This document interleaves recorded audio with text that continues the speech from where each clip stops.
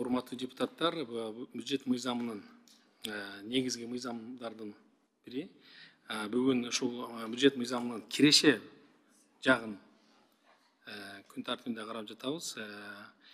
Урматтуу Алмазбек Кушбекович, профицит 25 жылга 26 миллиард 105 миллион акча көрсөтүлүп турат.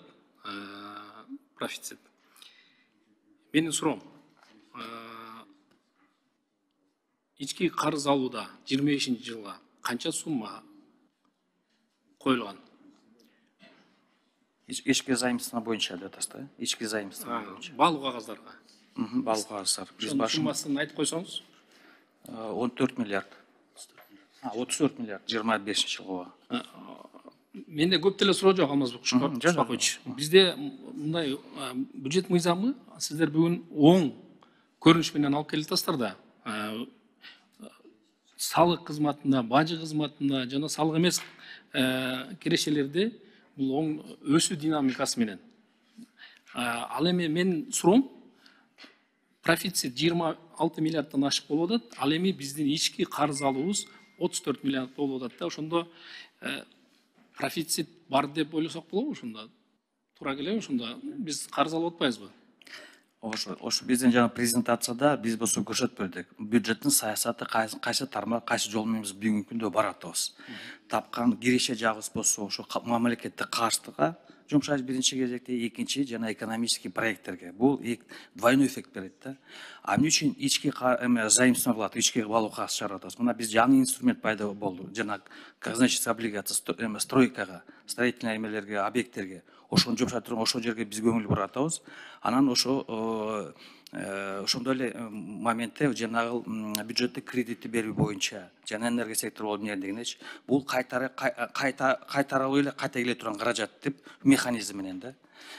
Бул эме да анткени бүгүнкү күндө рынокто бүгүнкү күндө лишний мындай ликвидность көбүрөөк болгондо себеби менен ушундай. Ликвидность жок болсо андай просто болбойт бул боюнча. Алмаз Кушбакович, ошондо 26 миллиардка ошол биз карыз алып аткан 34 миллиардты кошсок 60 миллиардтан ашыгыраак акча болот экен да. Ошонун бардыгы кайра кайтарылуучу биздин экономикабызга, мына темир жол жана ошондой эле Кыргызнефтегазга жана ошондой эле көптөгөн биздин экономикабызга, социалдык эмес, экономика киреше алып келе турган жагына 60 миллиард акчасы ошол жака салынып атат деп түшүнсөк болобу ошондо? Жалпысынан туура, логика туура. Менде башка суроо жок, дагы бир кошумча суроо. Бул жергиликтүү бюджеттин киреше бөлүгү. Мен сурайт элем да, бул подоходный налог, кирешеден алынуучу салык көбөйдү деп айтып атасыздар да. Ошону кагаз жүзүндө биз алсак болобу? АТРдин алкагында кээ бир айыл өкмөттөр киреше салыгын төмөндөп кетти дегенди билдирип атат да. Биз ошону кагаз жүзүндө көрүп калсак жакшы болот эле. 11 ноябрга чейин алып келе турган болсоңуздар, ошону биз көрүп алсак, анан кайсы жерде мына ыктыярдуу патент бүгүнкү күндө жок да салык кызматы туура же барбы? Бүгүнкү күндө 1-июлдан баштап жанагы соода тармагына жокко чыгарылды, а калган кызмат көргөзүү ошо боюнча бар патент. Бар патент да. Ошон үчүн кийинки отурумга ошол мен сураган жанагы киреше салыгы боюнча кагаз жүзүндө берип койсоңуздар.